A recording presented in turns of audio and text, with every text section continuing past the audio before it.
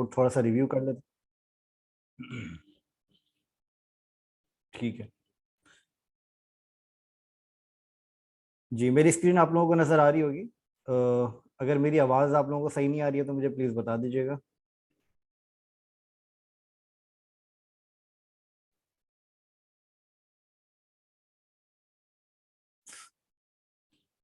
तो ये सर आवाज़ सही आ रही है। Okay, thank you. ठीक है, तो अपना थोड़ा सा पुराना कोड रिव्यू कर लेते हैं, फिर उसके बाद हम आगे नई चीज़ों के ऊपर देखते हैं कि हम नई चीज़ आगे क्या कर सकते हैं। ठीक है। अच्छा, फिर इसके बाद हम देखेंगे कि और किस तरीके से हम अपनी स्टेट्स वगैरह को और मज़ीद कैसे हम मैनेज कर सकते हैं।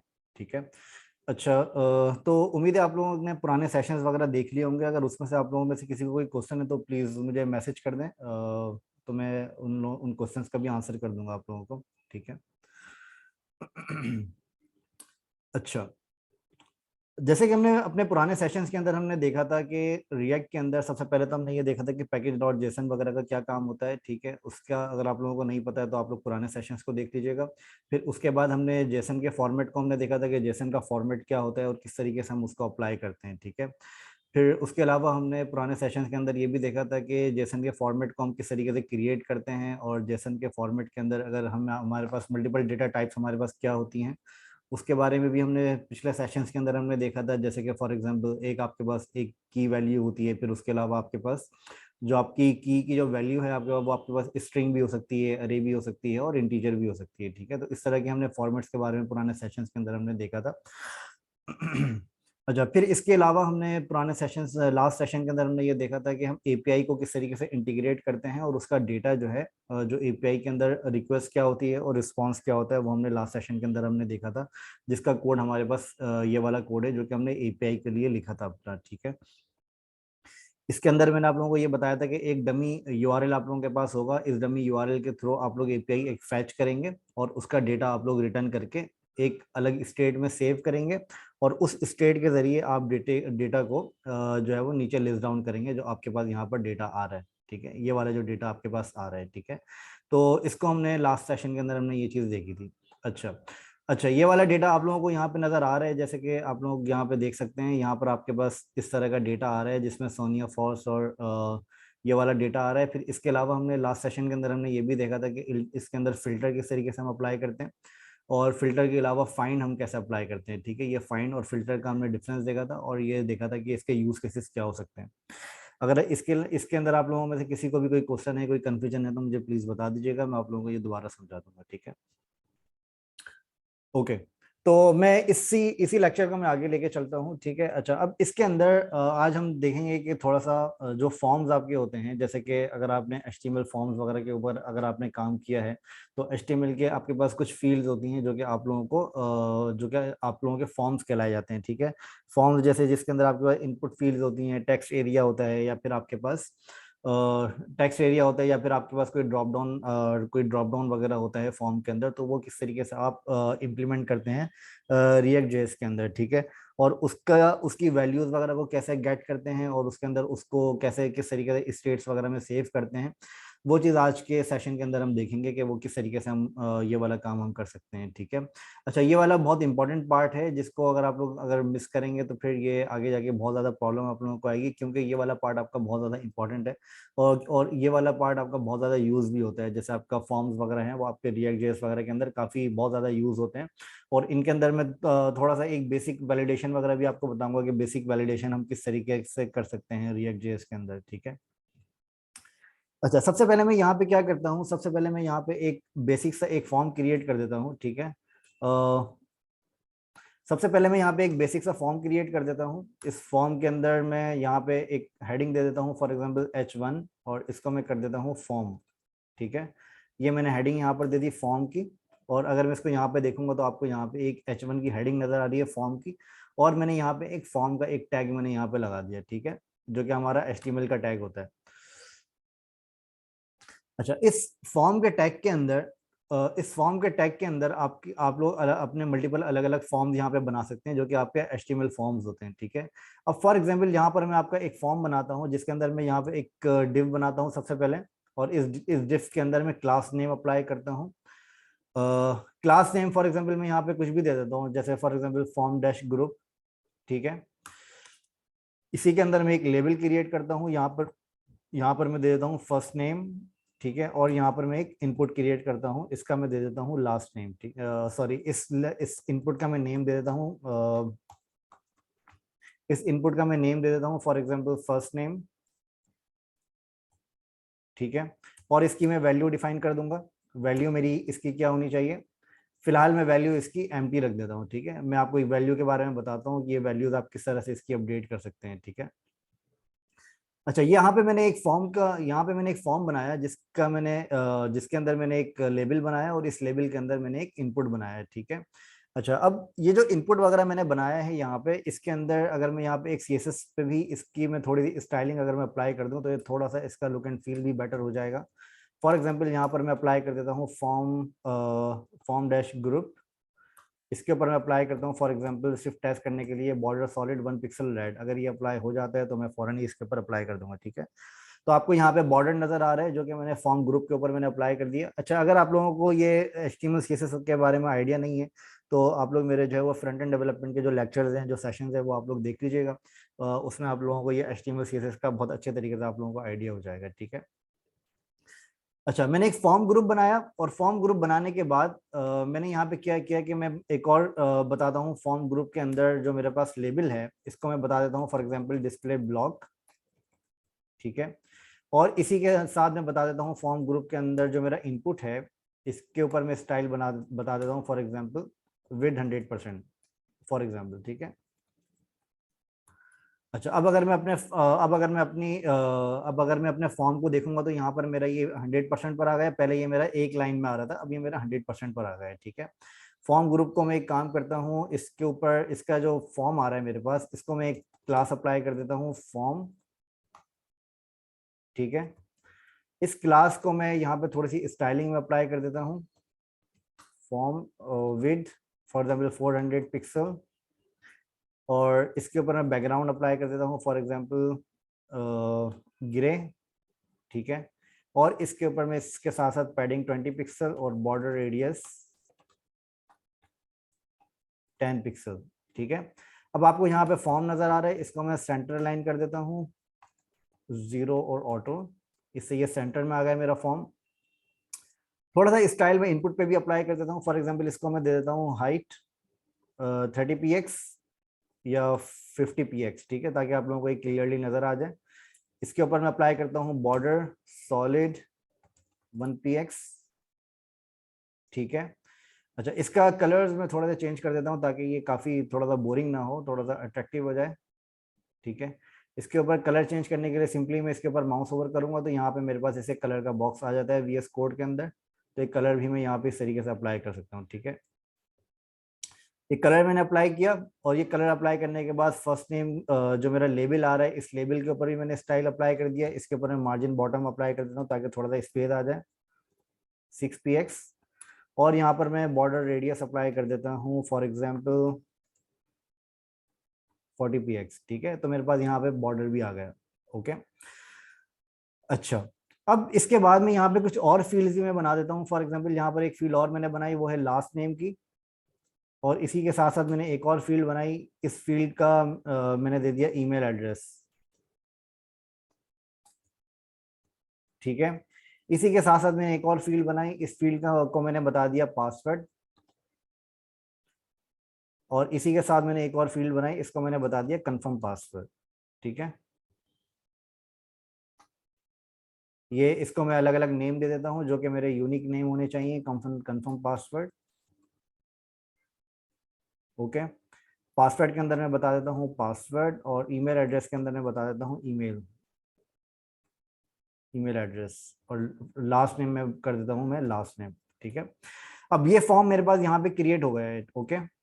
अच्छा, अब ये जो फॉर्म मैंने यहाँ पे क्रिएट किया है, इस फॉर्म के अंदर अगर आप यहाँ पे नोटिस करें तो इस फॉर्म के अंदर जो है, जो मैंने यहाँ पे वैल्यूज रखी हैं, मैं इसको थोड़ा सा इसकी हाइट कम कर देता हूँ क्योंकि इसकी हाइट काफी ज्यादा हो गई है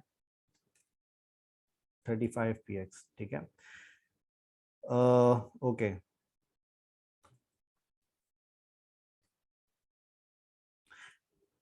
ठीक है।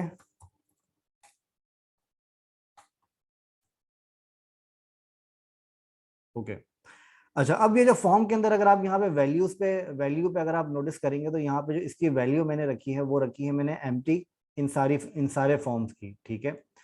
इन सारी फील्ड्स की वैल्यू मैंने एम्प्टी रखी है। अगर फॉर एग्जांपल मैं यहाँ पे कोई भी चीज यहाँ पे टाइप करता हूँ तो आप यहाँ पे नोटिस करेंगे कि यहाँ पे कुछ भी टाइप नहीं हो रहा, ठीक है।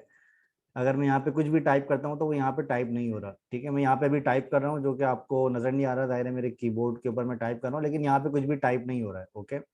अच्छा, वो क्यों टाइप नहीं हो रहा है, यहाँ पे कोई भी आपका टेक्स्ट नहीं आ रहा, वो इस वजह से नहीं आ रहा है क्योंकि जब आपका रिएक्ट की एप्लीकेशन जब आपकी रेंडर होती है तो इसके अंदर रिएक्ट के अंदर डॉम के अंदर जो आपने वैल्यू सेव करवाई हैं वो वैल्यू है इसकी फॉर एग्जांपल एम्प्टी, ठीक है। तो इसकी एम्प्टी वैल्यू है जो कि आपकी ये बाय डिफॉल्ट ओवरराइड नहीं करता आपके रिएक्ट जेएस अपने वर्चुअल डॉम के अंदर, ऑटोमेटिकली ये वैल्यूज ओवरराइड नहीं करता है, ठीक है। इसकी वजह से आपकी ये वैल्यूज यहाँ पे आपको लिखी हुई नजर नहीं आती, ओके। अच्छा, फॉर एग्जाम्पल अगर आपको यहाँ पे वैल्यूज टाइप करनी है और वो यहाँ पे डिस्प्ले करवानी है तो उसके लिए आपको क्या करना पड़ेगा, उसके लिए आपको ये करना पड़ेगा कि आपको हर फॉर्म फील्ड की वैल्यूज को आपको अलग स्टेट के अंदर आपको सेव करवाना पड़ेगा, ठीक है। अलग स्टेट का मतलब ये है कि जो आपके पास यहाँ पर अलग अलग स्टेट्स होती हैं। फॉर एग्जाम्पल यहाँ पर मैं एक स्टेट बना देता हूँ, इस स्टेट को मैं नाम दे देता हूँ फर्स्ट नेम, ठीक है। और इसको मैं बता देता हूँ सेट फर्स्ट नेम। ये मैंने आपको लास्ट अपने पुराने सेशंस के अंदर मैंने आपको बताया था कि इसका क्या मतलब होता है,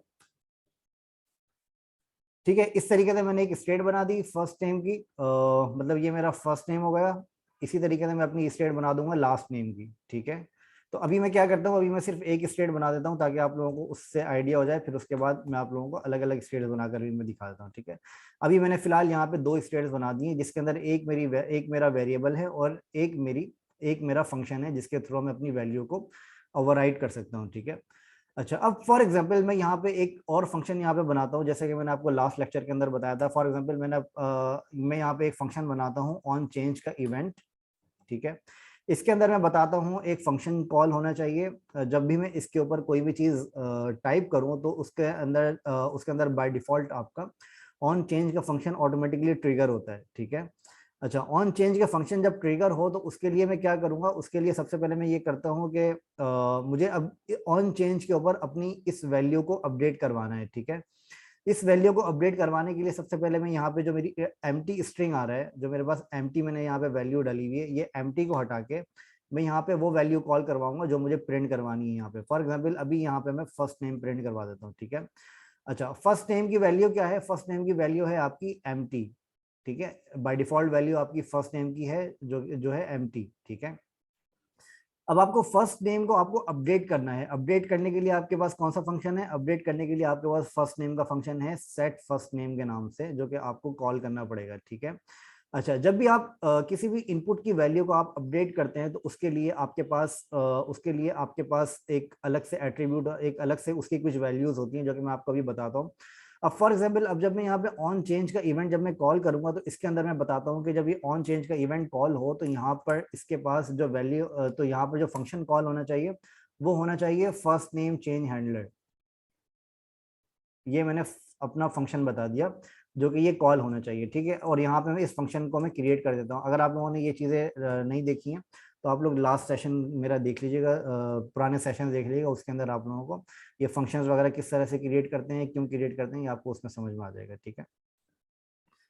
अच्छा, जब मैं यहाँ पे इस फंक्शन को क्रिएट करता हूँ तो आपका क्या बिहाइंड द सीन आपका क्या काम चल रहा होता है, बिहाइंड द सीन आपको ये काम चल रहा होता है कि जब मैं ऑन चेंज के ऊपर ये फंक्शन कॉल करता हूँ तो इस फंक्शन के साथ साथ मुझे इनपुट जो है अपनी कुछ वैल्यूज यहाँ पर मुझे दे रहा होता है जो कि मुझे यहाँ पे रिसीव करनी होती है। फॉर एग्जाम्पल मैं यहाँ पे इस फंक्शन को रिसीव करता हूँ ई के नाम से, ई का मतलब है इवेंट, ठीक है। ई के नाम से रिसीव करता हूँ और मैं यहाँ पे इसको कंसोल करवा देता हूँ ई को, सिर्फ चेक करने के लिए इसके अंदर वैल्यू क्या आ रही है मेरे पास, ठीक है। मैं यहाँ पे इसको दे देता हूँ इनपुट वैल्यूज, ओके। अच्छा, अब जब मैं यहाँ पे इसके ऊपर कोई भी चीज टाइप करूंगा, फॉर एग्जांपल मैं कंसोल में जाता हूँ और कंसोल में जाने के बाद मैं यहाँ पे इन्फो में जाऊंगा और यहाँ पर मैं फर्स्ट नेम के अंदर कुछ भी टाइप करूंगा तो आपको यहाँ पर मेरे पास अलग अलग वैल्यूज नजर आएंगी। जब भी मैं इसको टाइप कर रहा हूँ तो एक तो आपको यहाँ पे दो चीजें पता चलेंगी। जैसे ही मैं यहाँ पे ए टाइप करता हूँ फॉर एग्जांपल, तो ये मेरा जो है वो एक कंसोल लॉग यहाँ पर आ जाता है। फिर जैसे ही मैं दूसरा टाइप करता हूँ फॉर एग्जांपल, ठीक है, तो मेरा दूसरा कंसोल लॉग यहाँ पर आ जाता है। तो मतलब जब भी मैं इसके अंदर कुछ भी टाइप करूंगा तो हर टाइप के ऊपर ये अपने इवेंट को चेंज करता है, ठीक है, हर टाइप के ऊपर ये इस अपने इवेंट को ट्रिगर करता है, चेंज के इवेंट को, ठीक है। तो जब भी आपका यहाँ पे कुछ भी चेंज होगा फर्स्ट नेम के अंदर, तो ये क्या करेगा, तो ये अपने इवेंट को ट्रिगर करेगा, जिससे आपको यहाँ पे अपनी वैल्यूज यहाँ पे आपको मिल जाएंगी। वो वैल्यूज आपको क्यों मिलेंगी, क्योंकि हर चेंज के ऊपर आपने अपना फंक्शन कॉल किया हुआ है, मतलब यहाँ पे आपने अपना एक इवेंट बताया हुआ है ऑन चेंज। मतलब जब भी आपका ये इनपुट का इवेंट चेंज होगा तो उसके ऊपर आपका ये वाला फंक्शन कॉल होगा, ठीक है। तो जब भी आपका ये फंक्शन कॉल होगा तो आप क्या करेंगे, आप ये करेंगे कि इनपुट के अंदर जो भी वैल्यूज आपकी होती हैं, जो भी फंक्शंस आपके होते हैं जो कि हमें इनपुट प्रोवाइड करता है, ठीक है, वो आपको यहाँ पे रिसीव करने होंगे, ठीक है। इसके अंदर आपके पास एक और एट्रीब्यूट होता है जो कि आपके पास ई डॉट टारगेट करके आपके पास एक एट्रीब्यूट होता है, जो कि आपको यहाँ पे रिसीव करेंगे तो आपको यहाँ पे मिल जाएगा, ठीक है। अच्छा, जैसे ही आप ई डॉट टारगेट करेंगे तो आपको यहाँ पे अपना आपका जो टारगेट इनपुट है वो आपको यहाँ पे नजर आ जाएगा, जो कि आपका इनपुट नेम फर्स्ट नेम है, ठीक है। इसके अंदर अगर आप यहाँ पे डॉट वैल्यू अगर आप करेंगे तो आपको वो वैल्यू नजर आएगी जो कि आपने यहाँ पे टाइप करी है, ठीक है। अच्छा, यहाँ पे मैंने सिर्फ कंसोल करवाया है, अभी मैंने इसको सेट नहीं किया। कंसोल सिर्फ इस वजह से मैंने करवाया ताकि आपको यहाँ पे उसकी वैल्यूज नजर आ जाए। अब फॉर एग्जाम्पल यहाँ पर मैं ए टाइप करता हूँ, ठीक है, तो आपको यहाँ पे ए नजर आ जाएगा। अगर मैं यहाँ पे बी टाइप करता हूँ तो यहाँ पे आपको बी नजर आ जाएगा। लेकिन इसी इनपुट के ऊपर अगर मैं अपना ए और बी दोनों यहाँ पे टाइप करूंगा तो उसके लिए मुझे क्या करना पड़ेगा, उसके लिए मुझे ए की वैल्यू बाय डिफॉल्ट सेट करनी पड़ेगी अपनी स्टेट के अंदर, जो कि मेरी स्टेट है फर्स्ट नेम वाली, ठीक है। अब इसके अंदर अगर मैं फॉर एग्जांपल यहाँ पर जो मेरे पास वैल्यू आ रही है, E dot target dot value, जो मेरी ए की जो वैल्यू आ रही है, जो भी मैं टाइप कर रहा हूँ उस वैल्यू को मैं यहाँ पे हर चेंज करने के ऊपर मैं यहाँ पे इसको सेट करवा दूंगा, ठीक है। तो जैसे ही मैं इसको सेट करवाऊंगा तो बाय डिफॉल्ट इसकी वैल्यू यहाँ पर भी चेंज हो जाएगी, जो कि मैंने यहाँ पे वैल्यू के अंदर फर्स्ट टाइम कॉल किया हुआ है, ओके। तो इस तरीके से आप अपनी वैल्यूज को यहाँ पे अपडेट कर सकते हैं। अब फॉर एग्जांपल मैं यहाँ पे फर्स्ट नेम के अंदर कुछ भी टाइप करता हूँ तो आपको यहाँ पे नजर आएगा मोहम्मद उवैस या फिर उवैस तलत, ठीक है। तो ये आपको यहाँ पर भी नजर आ रहा है और आपको ये वाला पार्ट आपको यहाँ पर भी नजर आ रहा है जो आपने कंसोल के अंदर लिखा है। तो जब भी आप इसको चेंज कर रहे हैं तो आपका ये वाला फंक्शन यहाँ पर ट्रिगर हो रहा है और हर चेंज के ऊपर ये अपनी स्टेट को अपडेट कर रहा है, ठीक है। ये क्लियर है आप लोगों को? अगर इसमें कोई क्वेश्चन है तो प्लीज बता दीजिएगा। सर क्लियर है। Okay, thank you. ठीक है। अच्छा, इस तरीके से आप अपनी स्टेट्स को यहाँ पे चेंज कर सकते हैं। अब मैं इसके अंदर क्या करता हूँ, अब इसके अंदर मैं सिंपल ये करता हूँ कि जो मेरे फर्स्ट नेम और लास्ट नेम के अलग अलग फंक्शंस बने हुए हैं उनको मैं यहाँ पे अलग अलग भी यहाँ पे बना देता हूँ, ताकि ये चीज़ मैं नीचे भी अप्लाई कर सकूँ, ठीक है। फिर इसके बाद हम देखेंगे कि अपनी वैलिडेशन के ऊपर हम किस तरीके से काम कर सकते हैं, ठीक है। अच्छा, यहाँ पे मैंने फर्स्ट नेम बता दिया, last name, email address, password, confirm password, ठीक है। यहाँ पर भी मैं सेम फील्ड अपनी बता देता हूँ, फर्स्ट नेम, लास्ट नेम, यहाँ पर मैं बता देता हूँ ईमेल एड्रेस, और यहाँ पर मैं बता देता हूँ सेट ईमेल एड्रेस, ठीक है। इसी तरीके से मैं यहाँ पे बता देता हूँ पासवर्ड, पासवर्ड के बाद मैं बता देता हूँ सेट पासवर्ड, फिर यहाँ पे मेरा आ जाता है कंफर्म पासवर्ड, ठीक है। तो यहाँ पर मैं बता देता हूँ अपना कंफर्म पासवर्ड इस तरीके से। अच्छा, इसकी बेस्ट प्रैक्टिस ये होती है कि जो भी आपके पास यहाँ पे वर्ड्स होते हैं उसके अंदर आप यहाँ पे हाइफन वगैरह यूज नहीं करते हैं, आप इसको या तो अंडरस्कोर यूज कर लें या फिर आप इसको कैमिल केस में यूज कर लें। मतलब कैमिल केस का मतलब ये है कि आपके पास जो भी आपके सेपरेटर्स हैं उनके अंदर आपका फर्स्ट वर्ड कैपिटल हो जाता है और स्पेस और हाइफन वगैरह रिमूव हो जाता है, तो वो आपका कैमिल केस आपका बन जाता है, ठीक है। तो आप बेस्ट प्रैक्टिस ये होती है कि आप इसके अंदर कैमिल केस को यूज करें ताकि आप इसको इजिली रीडेबल आपका कोड हो, ठीक है। अच्छा, जैसे कि मैंने यहाँ पर इसको बताया फर्स्ट नेम चेंज हैंडलर, इसी तरीके से मैं यहाँ पे बता देता हूँ लास्ट नेम चेंज हैंडलर, ठीक है। अच्छा, यहाँ पर नीचे मैं डिफाइन कर देता हूँ इसका सबसे पहले, या मैं इसी को कॉपी कर लेता हूँ। तो अभी फिलहाल मैं एक काम करता हूँ, मैं इन सबको रिमूव।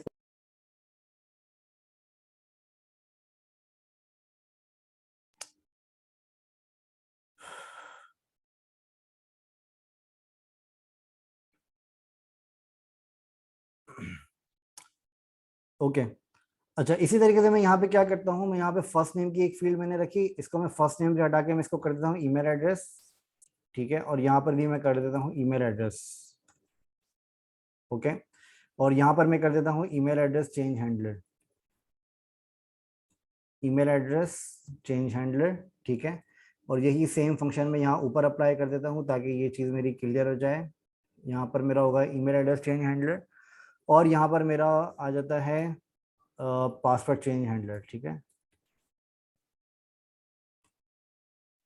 पासवर्ड चेंज हैंडलर, और यहाँ पर मैं कर देता हूँ सेट पासवर्ड। ठीक है, पासवर्ड चेंज हैंडलर मेरे पास आ जाएगा पासवर्ड के इनपुट के ऊपर। ठीक है, और कंफर्म पासवर्ड चेंज हैंडलर के ऊपर मेरा आ जाएगा कंफर्म पासवर्ड चेंज हैंडलर। ठीक है, इसको भी मैं यहाँ पे एक अलग फंक्शन क्रिएट कर देता हूँ कंफर्म पासवर्ड चेंज हैंडलर का। ओके, कंफर्म पासवर्ड यहाँ पर मेरा आ गया, और इसी तरीके से मैं यहाँ वैल्यू के अंदर भी मैं बता देता हूँ कंफर्म पासवर्ड, तो ताकि जो भी वैल्यू मैं वहाँ पे अपडेट करूँ वो मेरी यहाँ पर आ जाए। ठीक है, पासवर्ड। ठीक है, अब ये चीज़ मेरी क्लियर हो गई। अब यहाँ पे मैंने कर दिया ईमेल एड्रेस,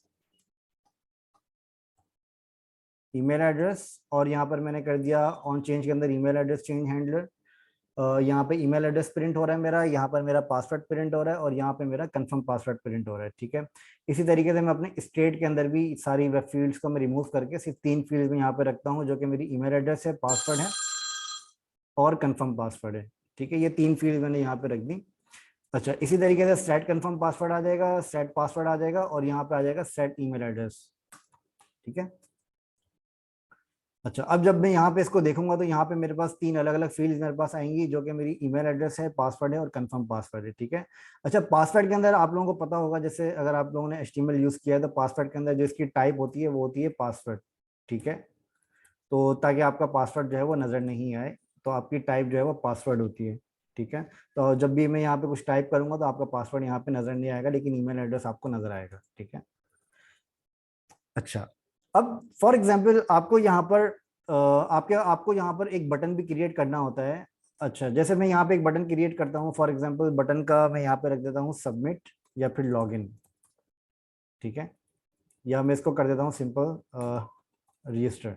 ठीक है, अच्छा, रजिस्टर का बटन मैंने यहाँ पे क्रिएट किया। रजिस्टर के बटन के ऊपर मैं थोड़ा सी स्टाइलिंग में अप्लाई कर देता हूँ ताकि ये चीज़ भी थोड़ी सी मेरी क्लियर हो जाए। बटन के ऊपर मैं कर देता हूँ विड्थ 100%। इसके ऊपर मैं बैकग्राउंड अप्लाई कर देता हूँ, फॉर एग्जाम्पल ब्लू। ठीक है, ब्लू को मैं थोड़ा सा चेंज कर देता हूँ ताकि ये वाला मेरा पार्ट थोड़ा सा सही हो जाए। ओके,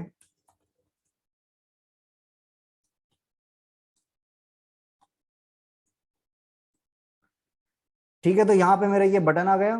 अच्छा, अब फॉर एग्जांपल मुझे अगर ये करना है कि इस बटन के ऊपर क्लिक करने के ऊपर मुझे अपनी फील्ड्स को वैलिडेट करवाना है। वैलिडेट का मतलब ये है कि पासवर्ड के अंदर मैंने सही दोनों के अंदर सेम पासवर्ड डाला है या नहीं डाला है। अगर मुझे ये चेक करना है तो वो मैं कैसे करूंगा?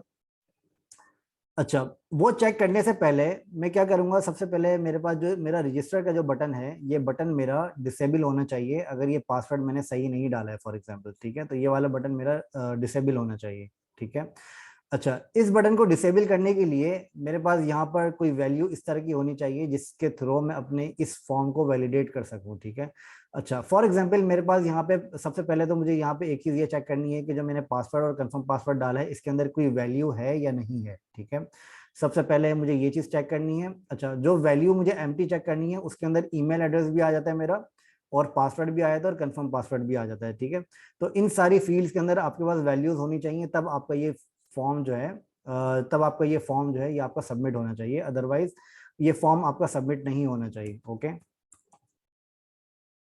ये करने के लिए सिंपली मैं क्या करता हूँ, ये करने के लिए सिंपली मैं ये करता हूँ कि यहाँ पर मैं एक अलग स्टेट बना देता हूँ। इस स्टेट का नाम मैं रखता हूँ फॉर एग्जांपल,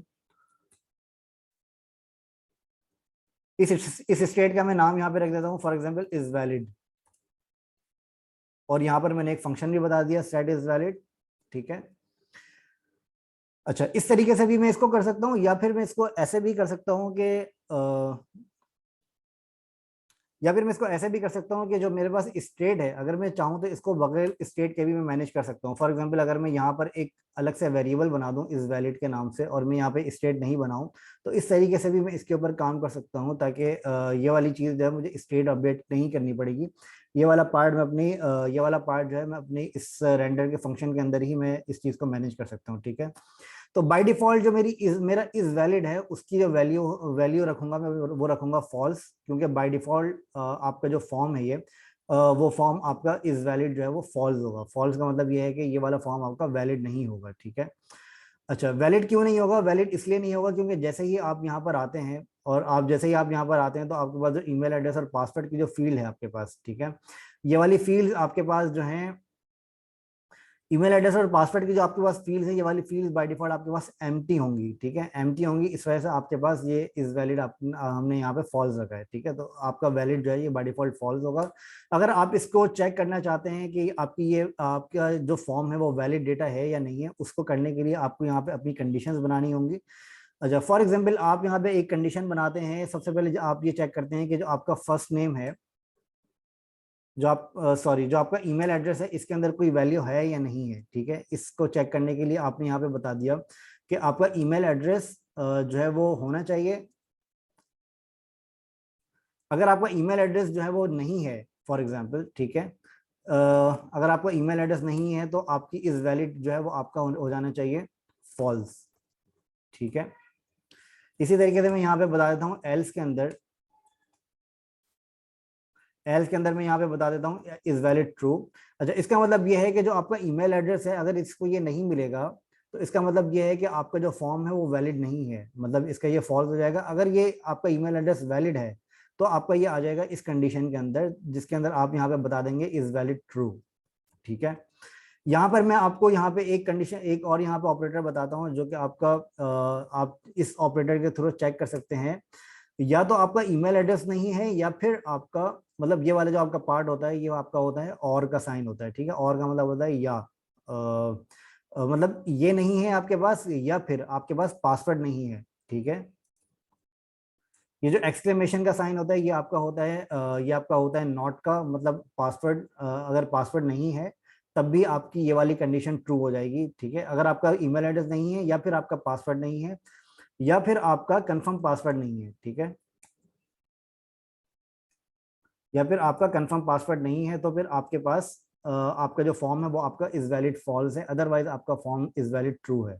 ठीक है, अच्छा ये मैंने क्या बताया, ये मैंने इसका मैं थोड़ा सा आपको बता देता हूँ वेरिएबल के बारे में। इज वैलिड का मतलब ये है कि ये आपका एक वेरिएबल है जो कि आपका लेट का वेरिएबल है। ठीक है, लेट मैंने क्यों यूज किया, क्योंकि मुझे इसकी वैल्यूज को यहाँ पे मुझे ओवरराइड करना है अपनी कंडीशंस की बेसिस के ऊपर। ठीक है, इस वजह से मैंने यहाँ पे लेट का वेरिएबल मैंने यहाँ पे यूज किया है। ठीक है, अच्छा अगर आप लोगों को ये लेट के बारे में नहीं पता, तो इस वेरिएबल इन वेरिएबल्स के बारे में नहीं पता, तो आप मेरी पुरानी वीडियोस देख लीजिएगा, उसके अंदर आपको ये लेट का भी पता चल जाएगा। और इसके अलावा जो आपके और मजीद वेरिएबल्स हैं, कॉन्स्ट है या फिर वेर होता है, उसके बारे में भी अगर आपको जानना हो तो आप मेरी पुरानी वीडियोस को देख लीजिएगा, उसके अंदर आपको इस चीज़ के बारे में प्रॉपर पूरा आइडिया हो जाएगा। ठीक है, अच्छा इस वैलिड मैंने बाय डिफॉल्ट बता दिया फॉल्स। इसके बाद मैंने बता दिया ईमेल एड्रेस अगर नहीं है, या फिर हमारा पास पासवर्ड नहीं है, या फिर कंफर्म पासवर्ड नहीं है। ठीक है, ये मैंने बता दिया। अच्छा, फिर इसके बाद हम यहाँ पे एक चीज और चेक कर सकते हैं कि फॉर एग्जांपल यहाँ पर हमारे पास ये वाला पार्ट तो सही है, लेकिन यहाँ पर हम बता सकते हैं फॉर एग्जांपल एल्स इफ के अंदर, एल्स इफ आपकी कंडीशन होती है कि अगर आपकी ये वाली कंडीशन मैच करती है तो वो यहाँ पर ये वाला पार्ट अप्लाई करेगा, अदरवाइज अगर ये मैच नहीं करता तो फिर वो ये वाला पार्ट चेक करेगा। इसके अंदर आप क्या चेक कर सकते हैं, इसके अंदर आप ये चेक कर सकते हैं कि जो आपका पासवर्ड और कंफर्म पासवर्ड है वो आपका सेम है या नहीं है। ये चेक करने के लिए आपको सिंपली ये करना पड़ेगा कि अगर आपका पासवर्ड और कंफर्म पासवर्ड अगर सेम है, या फिर आप यहाँ पे लगा सकते हैं अगर सेम नहीं है, तब भी आपका जो फॉर्म है वो आपका इज वैलिड फॉल्स पे आएगा। ठीक है, तो इस तरीके से भी आप यहाँ पे अप्लाई कर सकते हैं। ये वाली कंडीशन को आप यहाँ पर भी आप अप्लाई कर सकते हैं इस तरीके से। मतलब या तो अगर आपका ईमेल एड्रेस आपका वैलिड नहीं है, या फिर आपका पासवर्ड नहीं है, या फिर आपके पास कंफर्म पासवर्ड नहीं है। अगर आपके पास ये तीनों चीजें हैं तो इसके अंदर आप चेक करेंगे कि आपका पासवर्ड और कंफर्म पासवर्ड अगर सेम नहीं है तब आपका ये फॉर्म जो है वो आपका इज वैलिड फॉल्स हो जाएगा, ठीक है। तो अभी फिलहाल मैं इसको थोड़ा सा सिंपल करके मैं इसको एल्स इफ की कंडीशन रिमूव करके मैं चेक कर लेता हूँ। मैंने सिर्फ आपको आइडिया दिया है, फिर मैं आपको इसको बाद में डिटेल के अंदर मैं आपको समझा दूंगा, ठीक है। अच्छा, यहाँ पर मैंने ये चेक किया। ये चेक करने के बाद में क्या करता हूँ, सिंपली ये चेक करने के बाद में ये करता हूँ कि यहाँ पर सबसे पहले मैं कॉल कर देता हूँ अपनी इनलाइन कंडीशन। इनलाइन कंडीशन के अंदर मेरे पास है इज वैलिड। यहाँ पर मैंने बता दिया फॉर्म इज वैलिड, ठीक है। और एल्स के अंदर बता दिया फॉर्म इज नॉट वैलिड। सिर्फ ये आपको मैंने डिफाइन, ये मैंने आपको सिर्फ बताने के लिए मैंने यहाँ पे लिखा है। अच्छा, अभी आपको यहाँ पे नजर आ रहा है फॉर्म इज नॉट वैलिड, ठीक है। वो क्यों आपको नजर आ रहा है, क्योंकि अगर मैं यहाँ पे देखूँ, अगर मैं यहाँ पे अपना ईमेल एड्रेस में अगर आपको यहाँ पे देखूँ, मैं ईमेल एड्रेस अपना यहाँ पे डाल देता हूँ, फॉर एग्जाम्पल mobile.ac@gmail.com या फिर test@gmail.com, ठीक है। पासवर्ड में डाल देता हूँ admin123, कंफर्म पासवर्ड में भी मैं डाल देता हूँ admin123। तो अब अगर आप यहाँ पे देखेंगे तो आपका फॉर्म इज वैलिड से फॉर्म इज नॉट वैलिड से ही आपका फॉर्म इज वैलिड के ऊपर कन्वर्ट हो गया, ठीक है, चेंज हो गया यहाँ पे। वो कैसे चेंज हुआ, वो क्योंकि जैसे मैंने आपको बताया कि पुराने सेशंस के अंदर जैसे मैंने आपको बताया था कि जब भी आप यहाँ पर कोई भी स्टेट को चेंज करते हैं तो ये आपका हर स्टेट के ऊपर आपका इस पूरे कंपोनेंट को ये री रेंडर करता है, ठीक है। री रेंडर करने का मतलब ये है कि तब जब भी आप यहाँ पे कोई भी स्टेट को चेंज करेंगे, फॉर एग्जाम्पल मैं यहाँ पे क्या कर रहा हूँ, जैसे मैंने आपको थोड़ी देर पहले बताया था कि जब भी आप यहाँ पे इन फील्ड्स के अंदर कोई भी डेटा आप चेंज करते हैं तो आपके पास क्या होती है, यहाँ पे स्टेट अपडेट होती है, ठीक है, जो कि मैंने आपको हर फील्ड के चेंज करने के ऊपर स्टेट यहाँ पे मैंने आपको बताई हुई है, ठीक है। ईमेल एड्रेस के अंदर भी मैंने बताया कि जब भी मैं इसके ऊपर चेंज करूं तो ये मेरे पास ये फंक्शन कॉल होना चाहिए, ईमेल एड्रेस पे भी, पासवर्ड पे भी और कंफर्म पासवर्ड पे भी। तो इन फंक्शंस के अंदर क्या हो रहा है, इन फंक्शंस के अंदर मैं हर फील्ड की अलग अलग स्टेट को मैं अपडेट करवा रहा हूँ, ठीक है। ईमेल एड्रेस चेंज करने पे मैंने ईमेल एड्रेस को अपडेट करवाया, पासवर्ड चेंज करने पे मैंने पासवर्ड को अपडेट करवाया और कंफर्म पासवर्ड चेंज करने पे मैंने कंफर्म पासवर्ड को अपडेट करवाया, ठीक है। तो जब भी मैं अपनी स्टेट को चेंज करता हूं तो ये क्या करता है, ये पूरा फंक्शन को, ये पूरे कंपोनेंट को ये रेंडर करता है, दोबारा रेंडर करता है, जिसकी वजह से यहाँ पे आपको ये बाय डिफॉल्ट जब ये री रेंडर करेगा पूरे कंपोनेंट को तो हर रेंडर के ऊपर ये यहाँ पे इस कंडीशन को भी री रेंडर करेगा, ठीक है। तो इस कंडीशन के, ये कंडीशन आपकी हर दफा री रेंडर होगी तो इसके हिसाब से आपका ये वाला फॉर्म जो है वो आपका यहाँ पे कंडीशन आपकी चेंज हो जाएगी। तो जैसे ही मैंने यहाँ पे कंफर्म पासवर्ड को मैंने यहाँ पे डाला है, confirm password form is not valid, आपके पास यहाँ पे नजर आ गया है, ठीक है। अगर मैं यहाँ पे पासवर्ड हटा देता हूँ तो यहाँ पे भी अभी भी मेरे पास फॉर्म इज नॉट वैलिड है। अगर मैं यहाँ पे ईमेल एड्रेस हटा देता हूँ तो यहाँ पे मेरे पास अपना ईमेल एड्रेस भी मेरे पास तब भी यहाँ पे ये दिखा रहा है फॉर्म इज नॉट वैलिड। लेकिन अगर आप इन तीनों के अंदर वैल्यूज डाल देंगे तो अब ये यहाँ पे मुझे बता रहा है फॉर्म इज वैलिड। वो क्यों बता रहा है, क्योंकि मैंने यहाँ पे जो चेक किया हुआ है, मैंने यहाँ पे सिर्फ ये चेक किया हुआ है कि मेरे पास ईमेल एड्रेस भी होना चाहिए, पासवर्ड भी होना चाहिए और कंफर्म पासवर्ड भी होना चाहिए, ठीक है। इन तीनों में से अगर कोई भी एक चीज अगर इसको नहीं मिलेगी तो ये यहाँ पे मेरे पास फॉर्म इज नॉट वैलिड को यहाँ पे डिफाइन कर देगा, फॉर्म इज नॉट वैलिड की कंडीशन मेरी ट्रू कर देगा, ठीक है। अच्छा, तो इसके हिसाब से अगर इसके अकॉर्डिंगली अगर आप देखेंगे तो बटन के अंदर हमारे पास एक फील्ड होती है डिसेबल्ड के नाम से, ठीक है। डिसेबल्ड को अगर मैं फॉर एग्जांपल यहाँ पे ट्रू कर देता हूँ तो आपको यहाँ पे जो मेरा बटन है वो यहाँ पे मेरा डिसेबल नजर आएगा, ठीक है। अभी डिसेबल आपके पास यहाँ पे नजर नहीं आ रहा है, उसकी वजह ये है कि यहाँ पर मैंने इसका स्टाइल जो मैंने अप्लाई किया हुआ है वो मैंने डिसेबल के ऊपर भी मैंने इसका बैकग्राउंड कलर वगैरह अप्लाई कर दिया। अगर मैं इसको डिसेबल के ऊपर अगर मैं इसको चेंज कर देता हूँ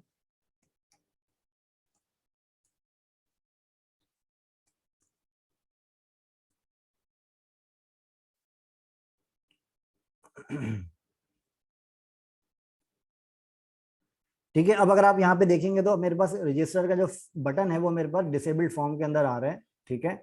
अच्छा, अब जब मेरा यहाँ पे फॉर्म की फील्ड जब यहाँ पे मेरी एक्यूरेट हो जाएगी, मतलब ये वैलिड हो जाएगी, तो फिर यहाँ पे मेरे पास जो बटन है वो मेरे पास यहाँ पे ट्रू होना चाहिए, ठीक है। तब ये वाला बटन मेरे पास यहाँ पे इनेबल होना चाहिए। अभी मैंने यहाँ पे क्या किया है, अभी मैंने यहाँ पे इसकी बाय डिफॉल्ट कंडीशन मैंने ट्रू कर दिया, बाय डिफॉल्ट मैंने इसको ट्रू कर दिया। लेकिन यहाँ पे क्या होना चाहिए, यहाँ पर मेरी होनी चाहिए इस वैलिड वाली